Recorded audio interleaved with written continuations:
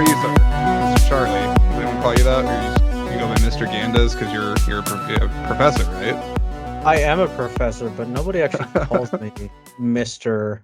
Very formal. Although last year I did have a student that like called me professor and then or Mr., which was like kind of weird. It's like, dude, Yeah, I'm I not that like that. old, but all right.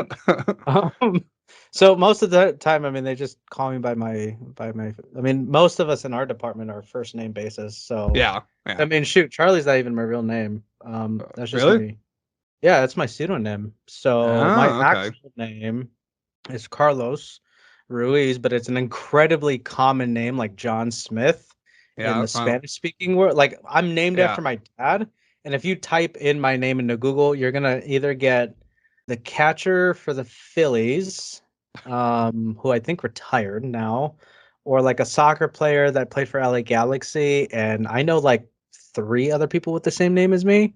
Yeah. So most people I mean everyone in the film world knows me as Charlie. And then I just came up with a different last name. No, That's a that's combination of Gallardo and Hernandez. So I'm like, actually all right, let's have fun. This could be cool. no. I think So that is yeah. cool. I mean, coming from somebody like myself, I mean, I have a very common basic name, Jordan Anderson. You can imagine there's a bajillion of us that exist. Usually, the only Right. thing I ever do to try to, professionally differentiate my name is I'll actually include my middle initial, which is Victor. Oh yeah, yeah, yeah. So I'll do like Jordan V Anderson sometimes, and certain times Sure. people that know me like really well, like they'll be like, "Hey, JVA," or they'll say something like that, which is better than just, "What's up, Mr. Anderson?" Because then I just get the Matrix jokes, and it just Right. it doesn't stop.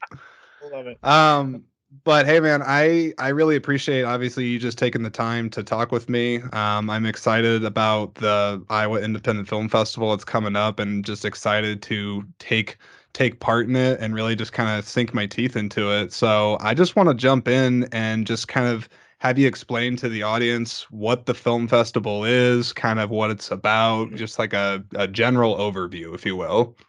Yeah, so let's see. The Iowa Independent Film Festival is the best film festival in North Iowa.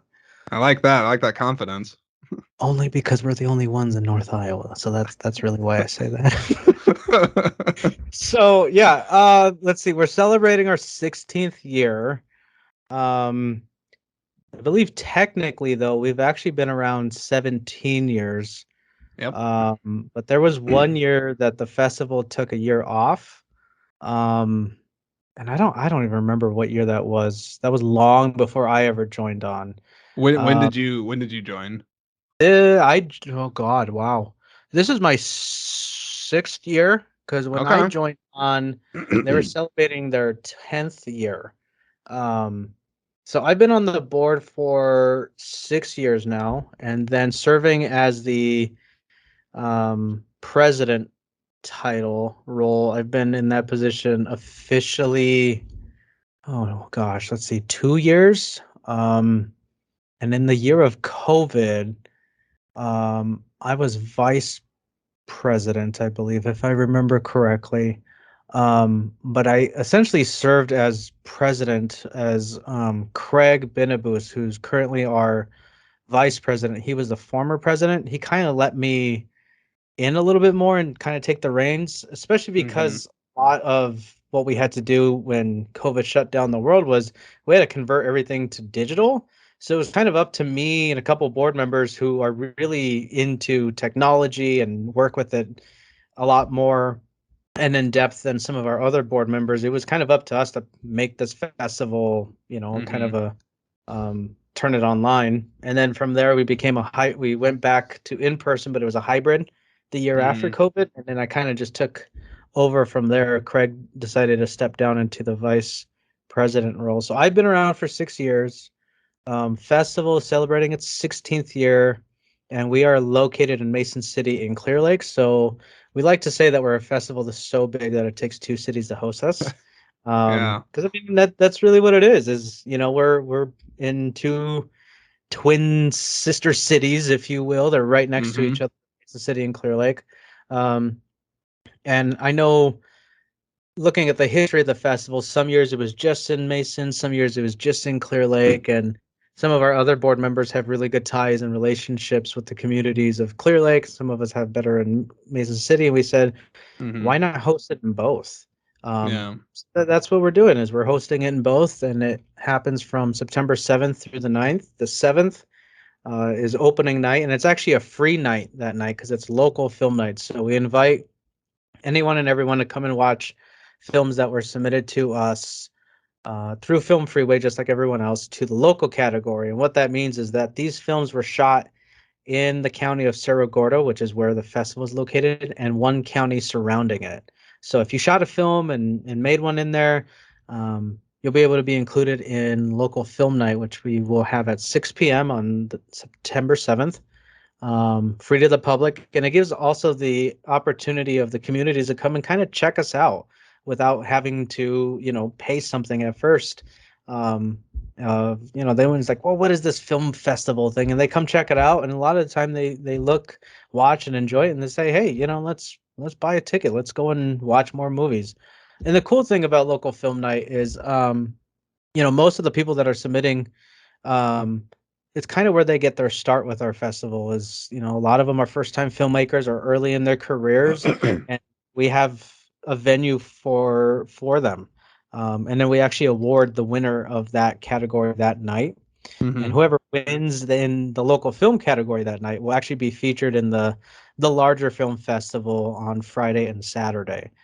So then they'll actually be able to see their work on the more traditional big screen than than where we're hosting. And not that it's a bad location, but then it's more of Right. that true professional film festival setting. And I think that's really cool, that we're able to get our local people to participate, and it encourages filmmaking directly into our community, which is a really big deal to us because we're very community oriented. We're always trying to get vendors to come, and if we got a food Hmm. truck, let's make sure it's from the area. Yeah. Not that having someone from 3 hours away is bad, but we want to support our local community like they have supported us. So should be a good time. I don't sound like it right now, but we're, gosh, I don't know, 2 weeks out, 2.5 weeks out, and I am Yeah. stressed as all can be. I'm pretty sure more gray hair is growing by the second. Does that happen? Does that happen with each year, 2 weeks out? You get to this Oh point yeah, and you're just like, oh yeah. You no, get to this oh no, point, you're it's like, all gonna go south. yeah, it's like, oh my god, oh my god, oh my god, I got to do this, I got to do that, I got to design this. Oh, I got to design those Yeah. things for this person, and like How many? last night at Sorry, go ahead. Staples. Yeah, last night I was at Staples to get certain posters printed, and I called a board member who needed them, and I think he could tell like I was kind of freaking out just having that moment. And every year, he's the one that has to walk me back down. It's like, hey, it's gonna be okay. It's gonna work out. It works out Mm. every single year. And whatever happens, it happens. We did our best, and it's gonna have fun. We're gonna have fun, and we're gonna make the best of it. And Yeah. he certainly brought me down to more reality. I'm like, you know what? Yeah, you're right. It's gonna work out. It always does, and we're gonna have fun with it.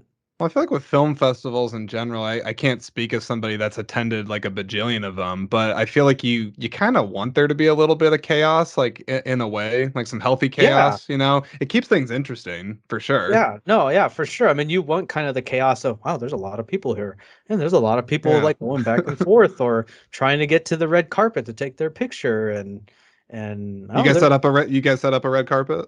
we do, yeah. So we do have a step and repeat banner.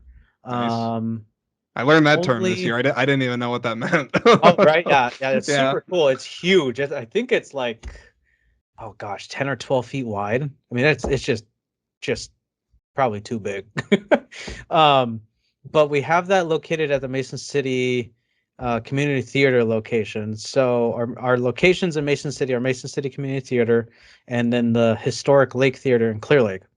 And it's a little harder to have one of those step and repeat banners in Clear Hmm. Lake because the lobby is just so small. So we're hoping that eventually we can come up with something at Clear Lake. But we have our step and repeat banner at the Mason City location, and like we have a red carpet there. We've got decorations.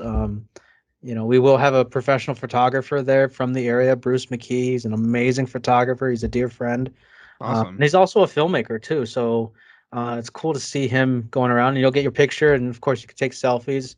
And then we actually have a new Step and Repeat banner this year, as one of our sponsors is signed on, and it's actually going to be our logo as well as their logo, which is 173 Distillery out of Clear Lake. So we're actually going to have that Cool. at their location on Friday night at the Friday night after party. And then we'll have the same one at Mason City Brewing for the Saturday night after party. So yeah, we roll out the red carpet, and we want filmmakers to know what it feels like to rock the carpet and stand in front of those big old banners and get a picture and put on their Instagram and tag us or Oh yeah. whatever. We want it's for us. It's not just come and watch movies. It's much more than that. It's come have Yeah. an experience, meet these filmmakers, talk to them, because they're not just people, but they're artists, and we want Yeah, to I be able mean, to do that I they mean, get to express that. you mentioned it with the gentleman that's going to be doing the photography that he's also a filmmaker, right? And Yeah. that's the thing I feel like I find when I meet anybody that calls themselves a filmmaker and whatnot is it's never just a one size fits all. Like Oh yeah. they're multi-talented people. Oh Creative yeah. people usually are. They're you can't always narrow them down into one box. And I almost kind of look at film festivals, especially one like this, how you describe it, as just sort of a creative melting pot, if you will. You Yeah. have all these different diverse peoples that are getting together and they're screening their work. Some of them, like you said, arguably for the first time. But then at the same time, it's not like just what you said. It's just, oh, go to the movie and watch it. Okay, cool. I had some popcorn and go home. It's like, no, you can talk with the person who made it. They're right there. Oh Like yeah.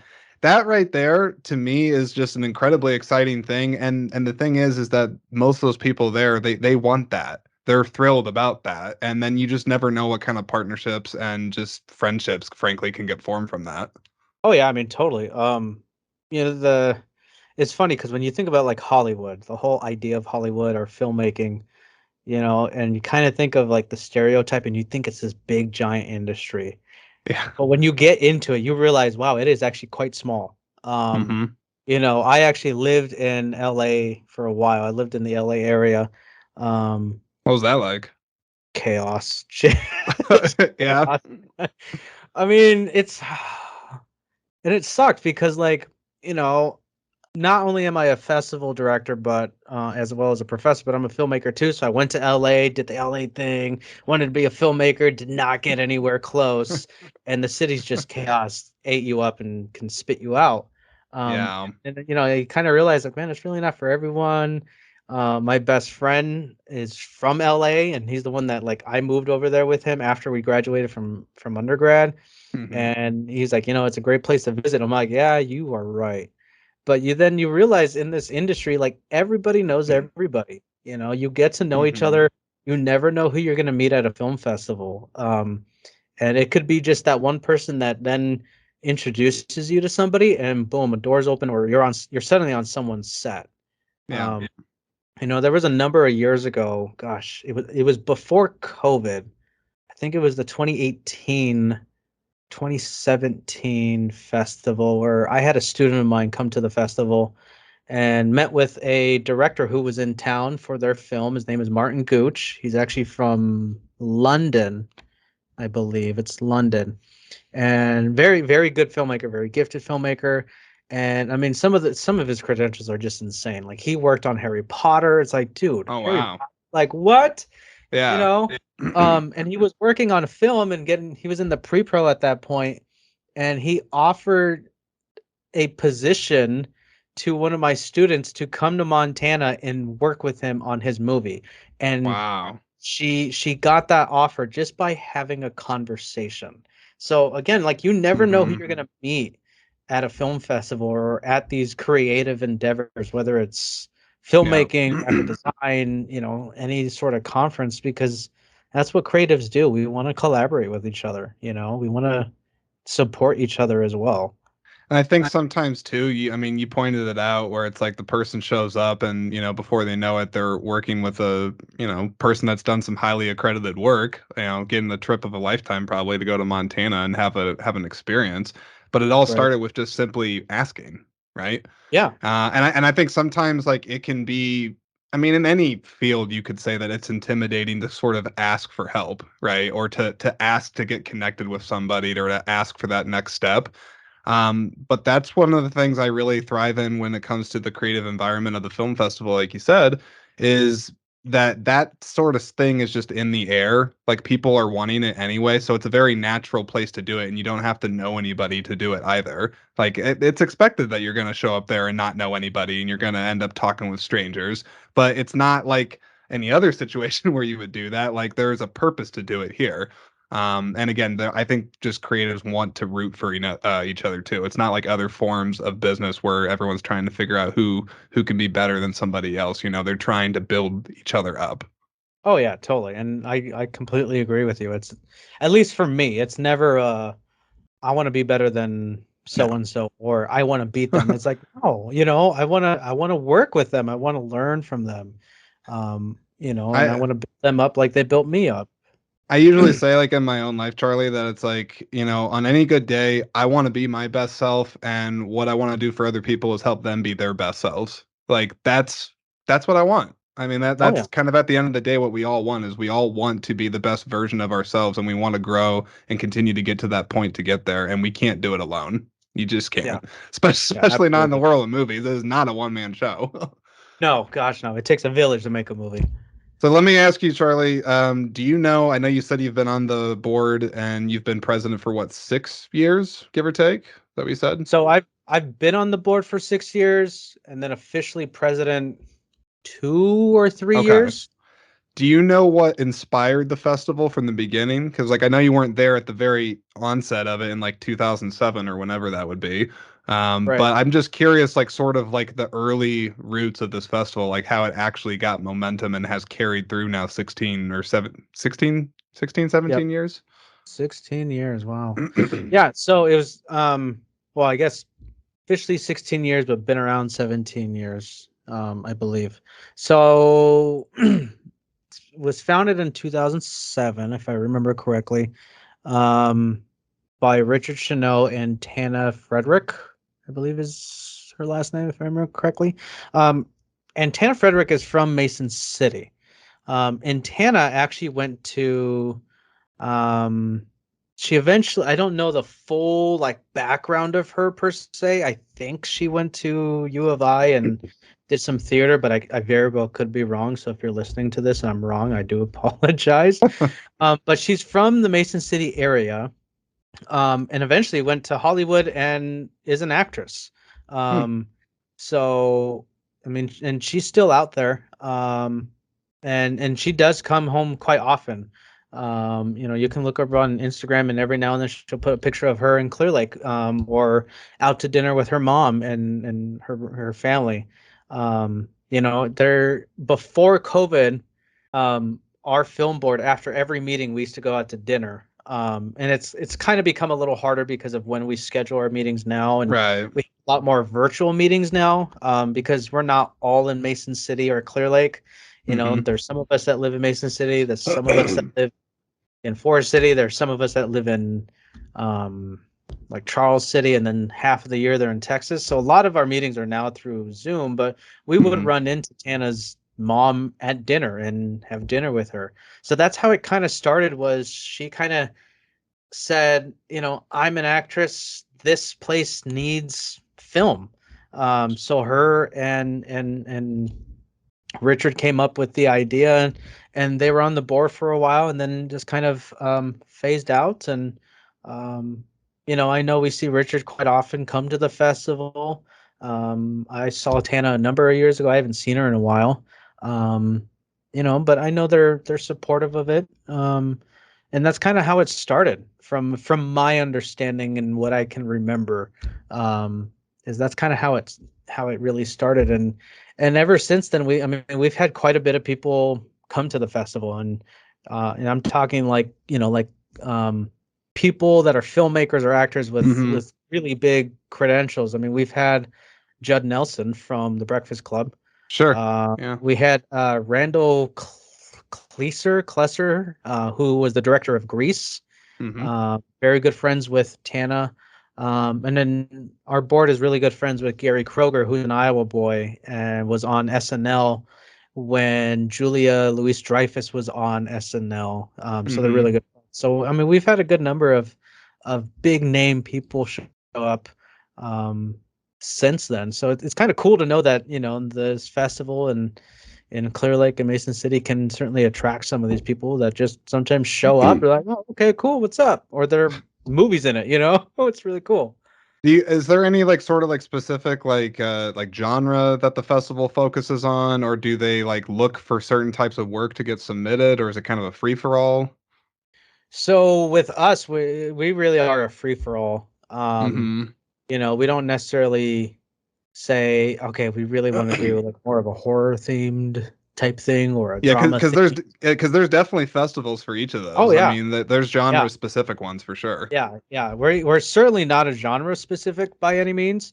Um, what we really are is it a good story specific type of festival? And Well, it's all because about.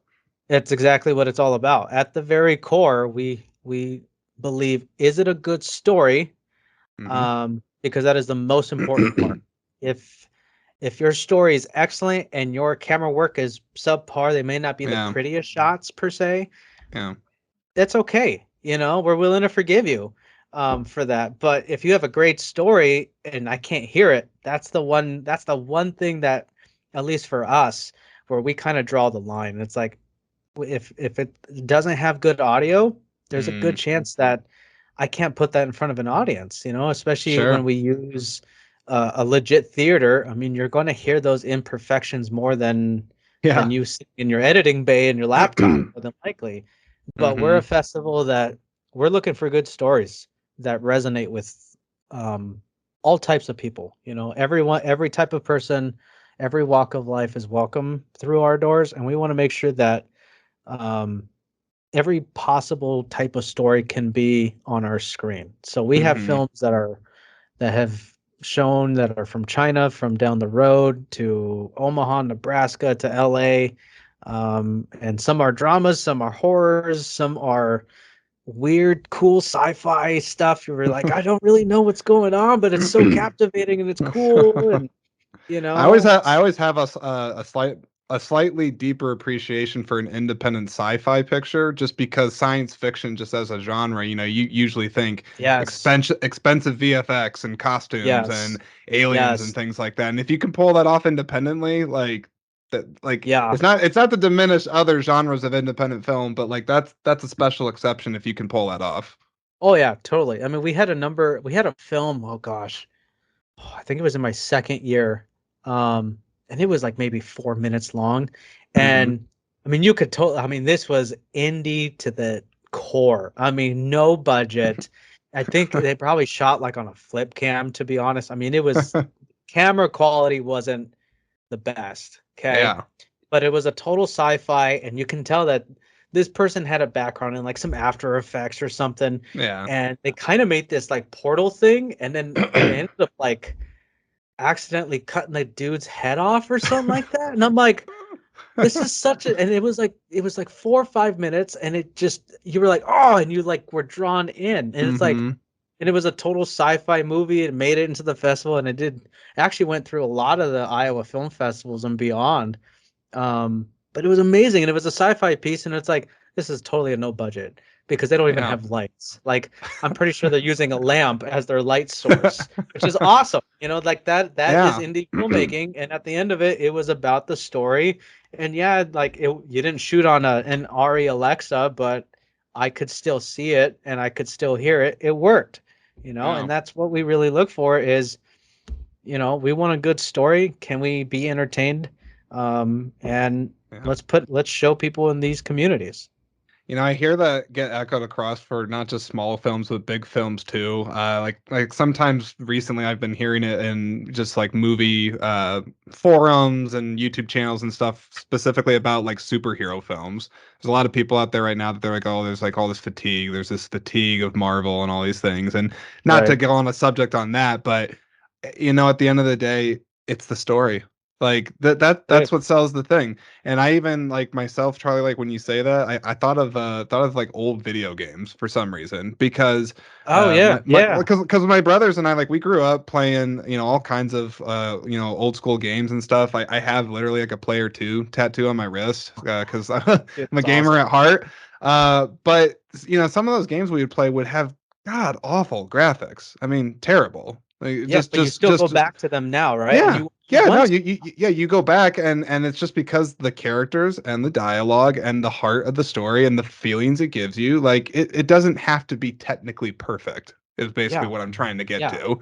If it exactly. makes you feel something and it makes you have a thought that isn't just like, oh, this movie was okay, like it actually makes you think, then you're onto something. I mean, that's kind of what it's all about is making you have a reaction. And that can be in a lot of different ways than one. Um, I'm curious about just, you know, highlights over the time that you've been at the festival. I'm sure that there's some standout moments for you that have happened at the Iowa Independent Film Festival. Like, what are some that come to mind outside of this sci-fi movie where a guy's head gets nearly chopped off? It's just oh, the movie was so good. Let's see. My first year, there was a movie called Fish. And again, another 3-4 minute movie. It actually came out of Iran or Iraq. I forget what country. Okay. I Um, feel like movies don't. I mean, I'm no expert of that region, but I feel like movies probably don't come out of there that often. very rarely do they come Yeah. out of that region, and part of it is sort of um how they get the movie to us. There's a lot of restrictions on the internet with their government and how they pay Yeah. for fees. Because Uh, you guys take in movies to be clear, like it's worldwide, right? Like it's not oh just yeah, it is exclusive to like worldwide. the US or anything. Correct. Yeah, I mean, we got movies from all over the world. I mean, shoot, Yeah. if I were to look, I can look here in a second. I can tell you exactly where we got all of our Hmm. movies from.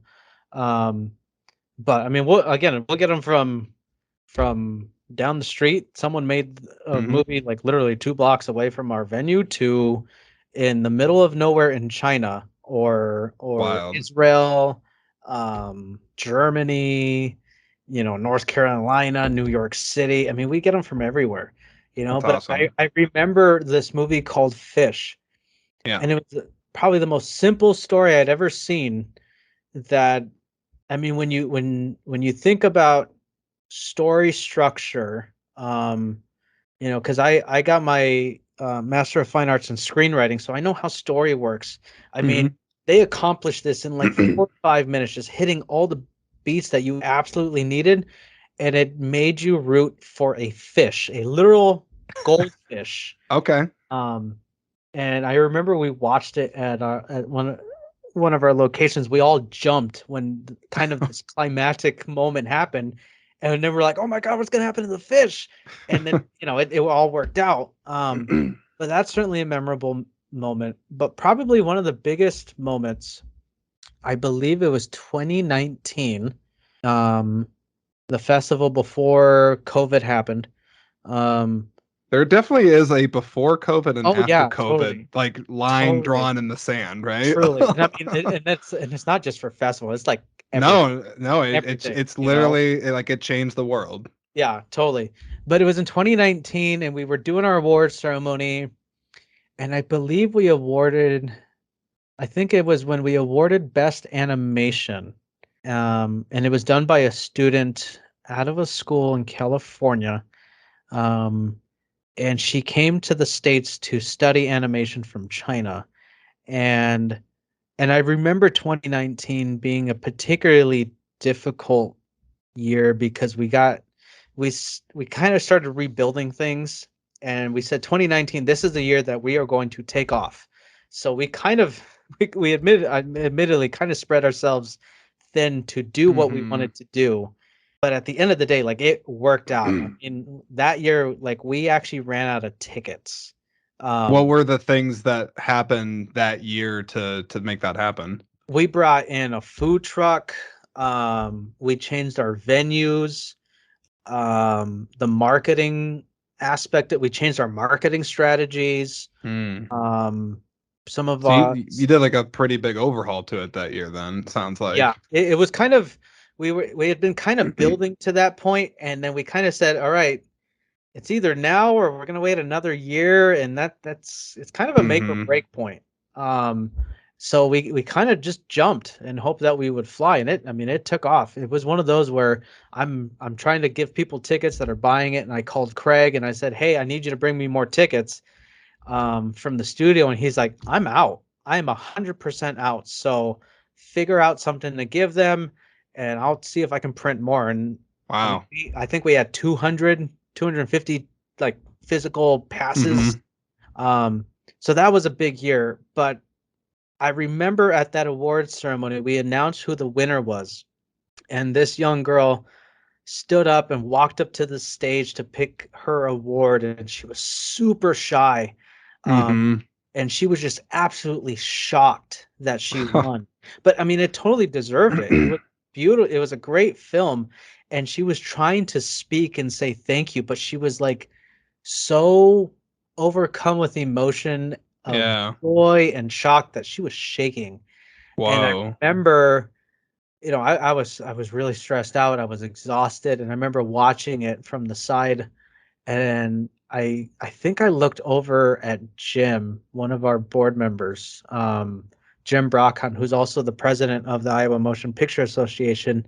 Yeah, I met him Yeah. at the Cedar Rapids Festival. Yeah. So, and I think it was him that I looked to, and I said, that right there, that this is why we do this. It's for people like that to have an experience and know what it's like to feel like you win. And Yeah, especially when you are a filmmaker, you know, for me as a filmmaker, I don't make movies to get awards to put things on my shelf. sure. Um, you know, if it comes, that's awesome. That's great. But my goal as a filmmaker is to tell a story that resonates with someone.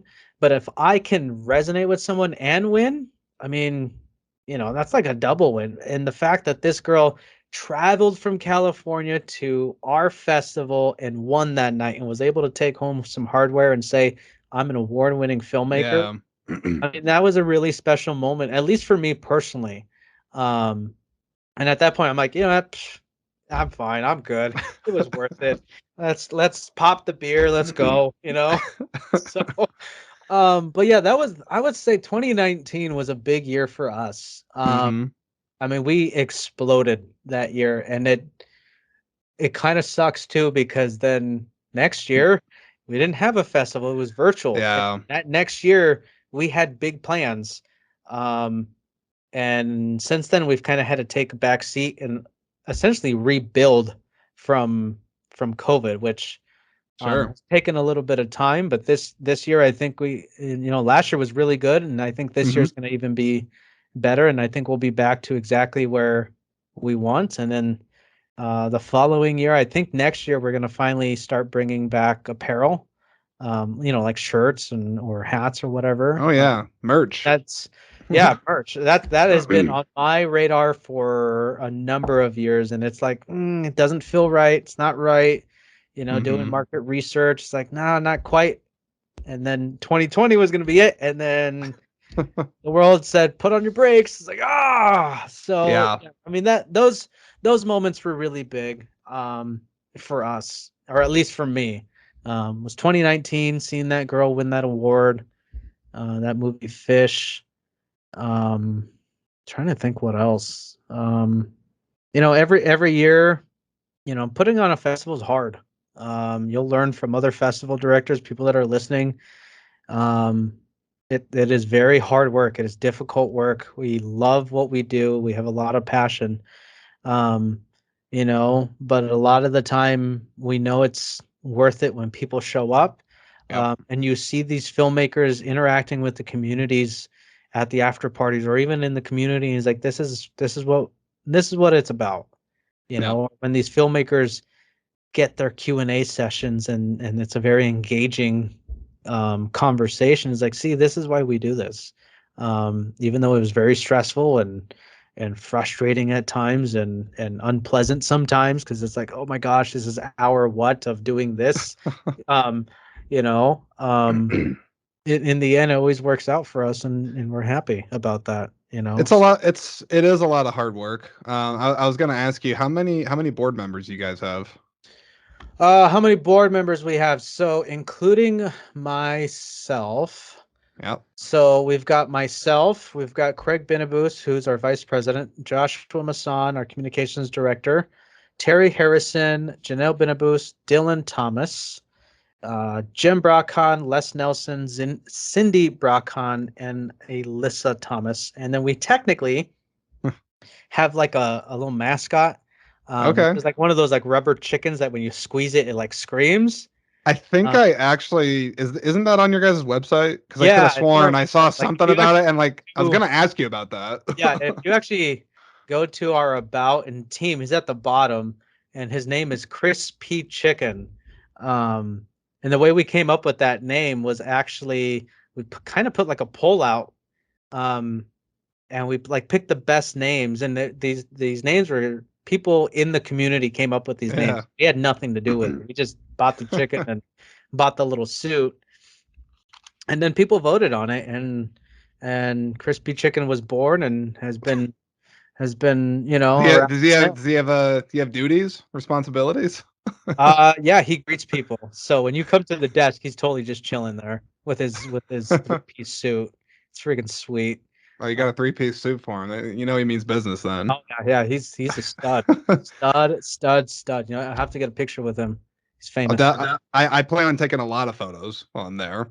Now I gotta ask because you had gone back to the hard work, blood, sweat, and tears, everything that goes into the festival. I'm curious, yourself, president, if you had to kind of give I'm not gonna say a day in the life because that's damn near impossible in the in the Right. makings of a festival. I know it's chaotic, but like, what are your like main responsibilities that you are facilitating for the festival? So we all kind of have our own little like roles and responsibilities, but me as president, I kind of just manage what everyone else is doing, making sure everyone's doing okay. Like, hey, what resources do you need in order to accomplish what Yeah. your goal is? Like for example, Cindy and Jim Brockhon take care of a lot of the food and beverage type of thing at our actual venues. Um, so we sometimes just discuss, what are you guys thinking? Do you need anything from me to help you? Do you need me to call people for you, get you some resources for you to figure out who our food truck is going to be? Uh, Mm-hmm. so I just kind of communicate with each board member as to what they're doing and how I can be helpful. Mm-hmm. Because sometimes it'll be like, hey, we got our food truck, great. We need you to make a graphic for that. Okay, cool. Right. Because I also handle all the graphic design and pretty much a good chunk of the marketing for our festival. Nice. Because I have a graphic design background as well and some Yep. marketing. Um, and so it'll sometimes be that, or like Les Nelson, he takes care of a lot of our sales. And he'll call me like, hey, this person's sending their stuff over. Can you put it together in the program? Great. Mm-hmm. So that's what I do, is I kind of just work with everyone to see kind of how can I help you accomplish what you need to get done, or what your role and responsibility is. How can I be helpful? Um, but then myself, I also then, just like I mentioned, I do a lot of the marketing and graphic design. So like all the graphics that are put out, most of them are I make. Okay. Or like for example, Fat Hill Brewing, um, I put up their ad yesterday. They Mm-hmm. provide me the logo. I share it and so forth. So some of them are not me, some of them are, but anything festival related, graphic wise, Sure. design wise, that's normally me. And then since I serve as president, I'm basically like the liaison between our board and Produce Iowa, the state office of media production. Mm-hmm. Um, so, anytime Produce Iowa is calling us, they typically get a hold of me, or if I need additional resources or questions from Produce Iowa, I'm the contact and reach out. And our festivals across the state, we kind of do like an annual festival summit where we all get together in a Zoom session and say, how'd it go? How can we help you? Any advice, or does anyone have questions? And typically all the festival's director attend as representative of your festival. Yeah. And we got some new festivals, so there's a couple of festivals that will call and ask, hey, you guys did this. How did you go about it? Or hey, can you help us out with some graphics on this, or do you know someone and type of thing. So that's kind of my role and responsibility. Hmm. Is just kind of checking in with everyone as to, hey, you're the person that gets the venues. How we doing on that? Are we locked in? All right, great. Yeah. The contract, we'll sign it and send it back. We're good to go. Or It hey, it, it makes do that. sense. It makes sense because I mean, I myself in my own respective ways, I've been the head of a committee before and done leadership duties and things Yeah, like that. And it's a fine line between like delegation because of course like you want to make sure that people know what they're doing and yeah, they have proper support and stuff, but then you also do have those moments where I think you want the people that are also serving with you to know that like you yourself are not afraid to jump in and help out wherever the help is needed at on there. I think people like that kind of flexibility in a leader. yeah. You definitely need that in the world of film festivals. I'm curious for yourself, Charlie, like just kind of take me back however long ago this was. I'm just curious, like what was your introduction to whether it be film or independent film? I mean, do you remember like what's the first festival you ever attended and kind of how you started your journey into getting to the point where you're at right now? Oh man. I know. All right, kids, buckle up. Yeah, strap in. Let's see. Where did it really all start? $1 million So, question. oh man, I have to really think. So, my whole interest in film, TV, video, um, I've always been a very curious kid. And I always found movies to be super fascinating. Hmm. Um, and it was kind of the constant in my life. So my biological parents got divorced when I was young. So because of that, we moved around a lot. Um, and because we moved around a lot, the only constant really in my life was always sort of art, film, Hmm. TV, drawing, and soccer. Um, so I come from a very heavy soccer background. I mean, it was one of those like I'm going to be a professional soccer player. That Oh is wow. the only goal in life. That is what I'm going to do. Oof. I played in college, served as captain for a little while. So soccer was my I mean literally like my life. Uh, Wow. and so moved around a lot, did a lot of soccer, but I always kept my movies, Hmm. or I always would remember those movies, because sometimes it was like what fits in the car is what coming with, and there we go. Yeah. Thank God Uh, for physical media, right? right, and that's actually kind of how got introduced into like Marvel. Was one of my aunts, my mom's sister, actually gave me comic books. Mm. Um, and that's actually why I love the Marvel movies. Like I will always love anything Marvel, even if it feels like we're getting fatigued. And it's because like that's kind of what I use to clutch onto, and kind of get through that was movies. Hmm. Um, so it wasn't until like sixth grade, when I changed like another school, that this school had like a video program. And now, like when I say video program, I mean it was Yeah. more like the announcements that you do at school. You Well, it's like anchors, and they're reading like today's lunch is gonna be French toast with a bagel, and that's I not the mean type that's better than of half the news that's on TV today. stuff, So. right?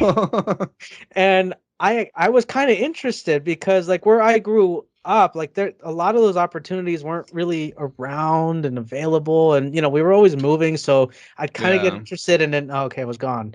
And at that point I'm starting to kind of stay around these schools a little longer, and I wanted to learn, and I became the camera guy. Okay. I learned the camera inside out, and I was because I've always just been kind of technology inclined, like Hmm. give me a piece of equipment and I'm going to master it in 20 minutes. Okay. Oh, Um, okay. You're that I will, guy. I will figure that thing out like nobody's business. Um, and that kind of started it.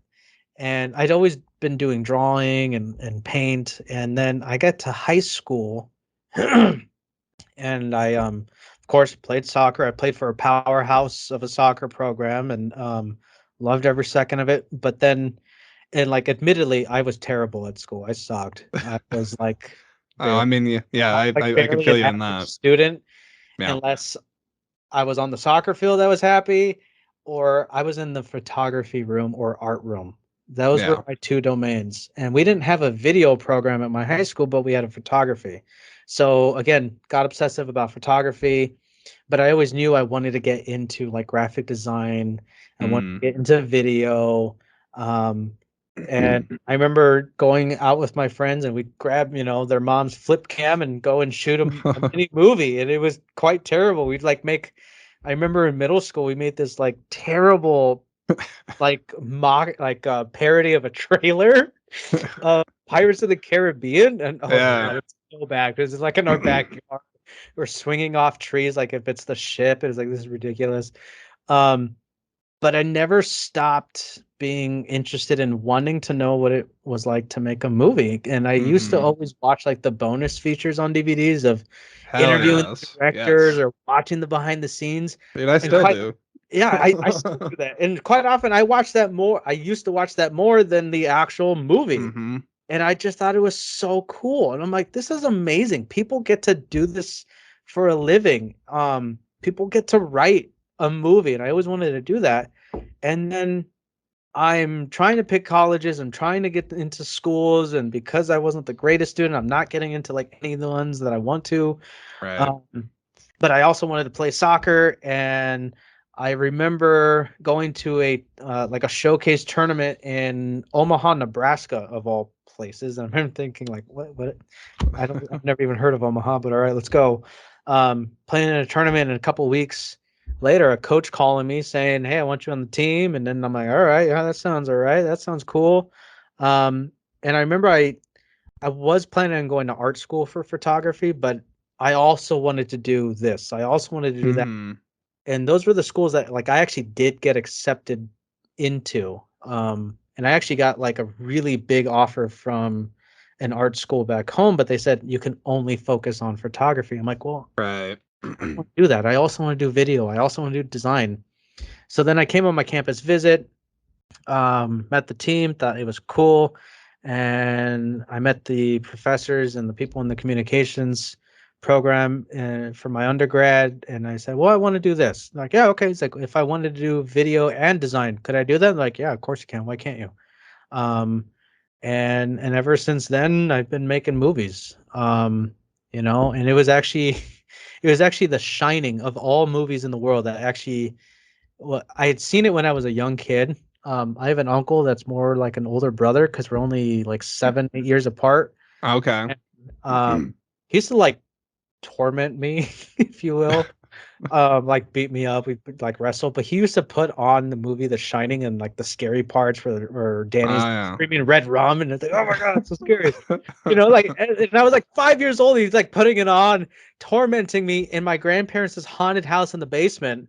But when I was an adult, I watched, when I was like 17 or something like that, I watched it, um, and I was just like absolutely terrified, but at the same time, like so fascinated. I'm like, this is what I want to do. I want to make movies. And I'm like, with The Shining, it's one of those like, what's going on, but at a deeper level, you actually have like Mhm. absolutely no idea what's going on.